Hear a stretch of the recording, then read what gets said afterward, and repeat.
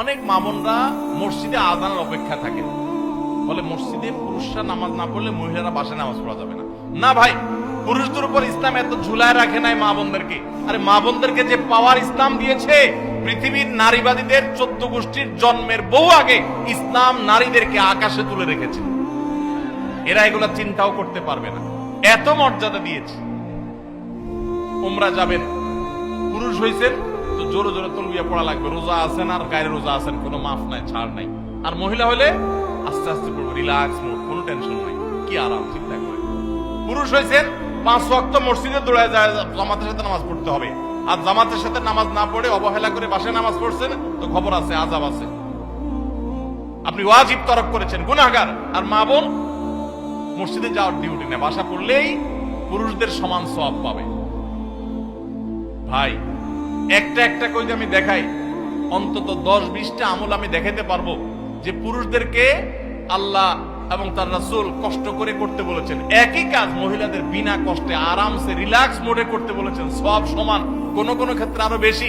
নবী সাল্লাল্লাহু আলাইহি ওয়াসাল্লাম বলেছেন ওয়া বুয়ুতুহুন্না খায়রুল লাহুন্না, নবীজির মসজিদে এসে পুরুষরা নামাজ পড়ে যে সওয়াব পাবে, যেই মহিলা নবী সাল্লাল্লাহু আলাইহি ওয়াসাল্লাম পিছনে নামাজ পড়তে চেয়েছেন তিনি বলেছেন তুমি তোমার বাসায় পড়লে সওয়াব আরো বেশি হবে।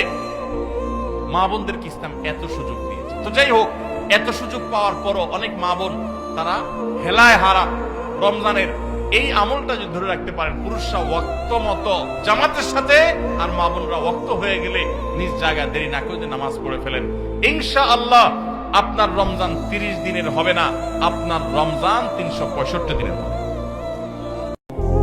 আজকে 30 বছর প্রথম কাতারে মসজিদে নামাজ পড়ে, আজ 40 বছর নামাজ পড়ে অনবিরিয়ে খায়। ও মাত্র চাচা আপনি বুঝলেন কি, শুনলেন কি? আজ এত বছরে ইসলামের কিচ্ছু বুঝলেন না, আপনি গোড়ার গাছ নিয়ে ফেললেন এই পর্যন্ত।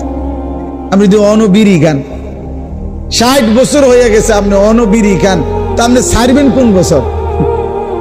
কি ডাকাইতে না, কি আশ্চর্য কথা।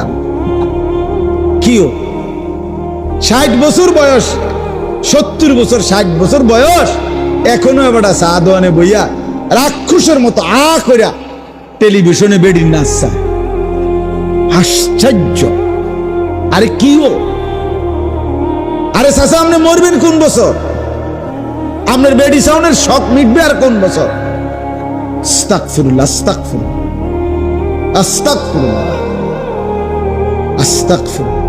এত বছর হয়ে গেছে এখনো কিস্তি লন, এত বছর হয়ে গেছে এখনো সুদে টাকা লাগান, এত বছর হয়ে গেছে এখনো আখ করলে কথা কইলে গাইলেনি ছাড়া কথা কইতে পারেন না। হায় হায়, বড় শক্ত মানুষে না? আড্ডি যেমন শক্ত হয়ে গেছে, গুনাও তো এরকম শক্ত হয়ে গেছে। কথা বলেন না, রাগ হইয়েন না, রাগ হইয়েন। আর যার কাছে রাগ লাগছে আপনি ছাইরা দেন, দৌড়ে এত কথা শুনুন থেকে পিছা দিয়ে পিট বেটা বিড়ির কোয়া লেবেন, খাইলাম না বিড়ি। আপনি যদি সেত ওঠে তো আমি তো এটাই চাই, কথাটা বুঝলেন? আমি তো চাই আপনার শরীরের মধ্যে একটা সেত ওঠে। আমি একবার আপনার এক জায়গায় বয়ানের মধ্যে এরকম অনেকক্ষণ বিড়ির কথা কইছি, আর এক চাচায় কইয়া উঠছে ওয়াজের ভিতরে, আইজগা বিড়ির দাম শেষ, আইজগা শেষ, আপনি ছেড়ে দেন।